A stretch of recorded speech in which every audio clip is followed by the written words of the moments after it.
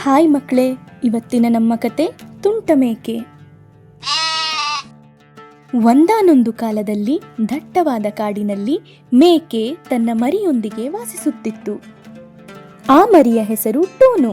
Tone ತುಂಬ ಚೇಷ್ಟೆಗಾರನಾಗಿದ್ದನು ಮತ್ತು ಕಾಡಿನಲ್ಲಿ ಓಡಾಡಲು ಇಷ್ಟಪಡುತ್ತಿದ್ದನು. ಒಂದು ದಿನ ಟೋನು ಆಟವಾಡುತ್ತಾ ಕಾಡಿನಲ್ಲಿ ತಿರುಗಾಡಲು ಹೋಗುತ್ತಾನೆ.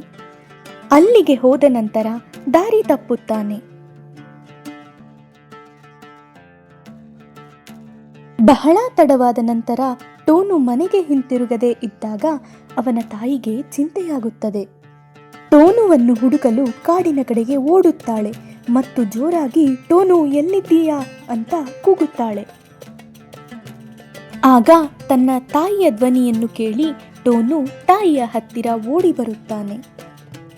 ಮೇಕೆಯು ತನ್ನ ಮಗುವನ್ನು ನೋಡಿ, ನೋಡು ಟೋನು, ನಿನಗೆ ಕಾಡಿಗೆ ಬರಬಾರದು ಅಂತ ಎಷ್ಟು ಬಾರಿ ಹೇಳಿದ್ದೇನೆ.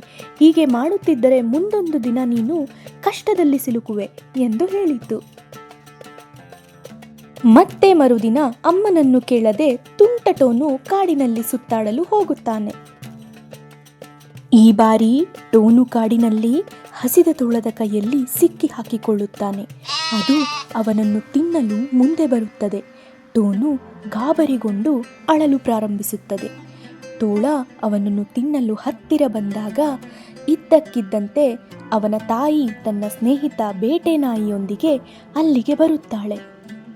ಆ ಬೇಟೆ ನಾಯಿ ಜೋರಾಗಿ ಬೊಗಳಿ ಬೊಗಳಿ ತೋಳವನ್ನು ಅಲ್ಲಿಂದ ಓಡಿಸುತ್ತದೆ.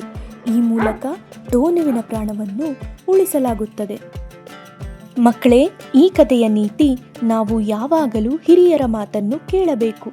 ಏಕೆಂದರೆ ನಮ್ಮ ಹಿರಿಯರು ನಮಗೆ ಒಳ್ಳೆಯದನ್ನು ಮಾತ್ರ ಬಯಸುತ್ತಾರೆ. ನೋಡಿದ್ರಾ ಮಕ್ಕಳೇ, ತುಂಟ ಮೇಕೆ ಟೋನುವಿನ ಕತೆ. ಇನ್ನೂ ಇಂತಹ ಸುಂದರವಾದ ಕತೆಗಳನ್ನು ನೋಡಬೇಕು, ಕೇಳಬೇಕು ಅಂದರೆ ಚರಿ ಟಿವಿನ ಸಬ್ಸ್ಕ್ರೈಬ್ ಮಾಡಿ, ಲೈಕ್ ಮಾಡಿ ಮತ್ತು ಶೇರ್ ಮಾಡಿ. Thank you.